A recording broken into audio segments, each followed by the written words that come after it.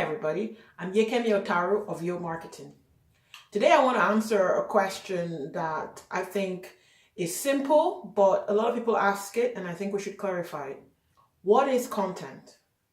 Okay, content is any messages that you're sending out to your target audience. That message can be on your website, it can be in a brochure, in a video, in a blog post, whatever messages you're sending out, that is content. So when I talk about content strategy, that's what I'm referring to. Do you have a good understanding of the content that you're sending out and whether it's actually fit for purpose? So now that we understand what content is, how do we know that the content we're sending out is fit for purpose? So the first thing is, who is that content for? When you're in a content strategy situation, that's one of the first questions you should ask yourself. Who are my target audiences and who is this content for? So is it for the decision maker in the organization? Is the person an engineer? What is their job title? Are they IT manager? Are they asset manager? Are they reservoir engineer? What are they? Are they sales manager? What keeps them up at night? What are their pain points and challenges? So a good understanding of who your content is for, and it is not everybody, okay? Trust me. The next thing you want to know is why. What is your objective for sending out that content? What are you trying to achieve? Are you trying to generate brand awareness for your company or your product? Are you trying to make a sale? Are you trying to educate? Are you sharing information, news? What is it that you're trying to do? Are you trying to make people aware of something that is new and emerging and you want them to sit up and pay attention? So why is a big part of your content strategy. And also you need to look at what. What are you going to say to them? So you know who.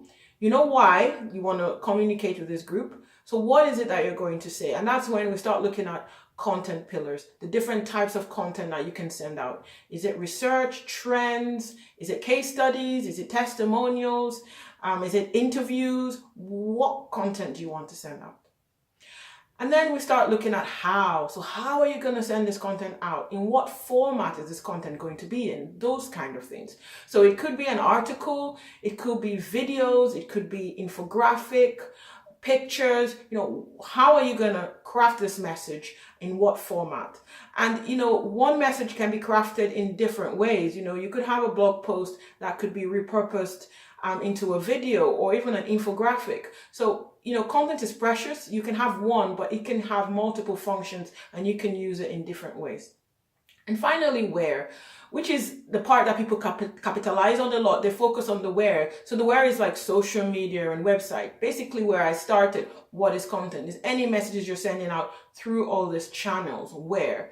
So where is important because it links strongly with the who. If your target audience is not hanging out on a particular platform, then you don't need to be on that platform. You don't need to be active there. So that talks about social media. It talks about your website, Google Ads, that kind of thing.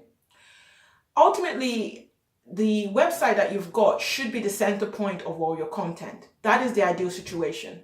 There are a lot of people that make Facebook their website. All their content is there. They don't have an actual website. LinkedIn is some people's website. They don't have an actual website.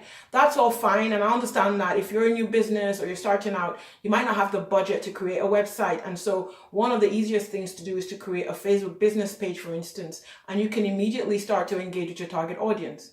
However, as we know, these different platforms change the algorithm or they just change what they're doing. And it could really, really be a mess if you've been depending on certain features and a certain channel for your business.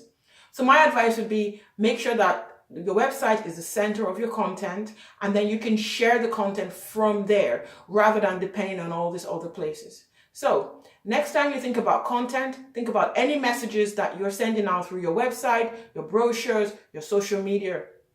Also think about who it's for, why you're sending that message, what it is that you want to say, how you're going to say it, and where you're going to distribute that content. Thank you. Bye-bye.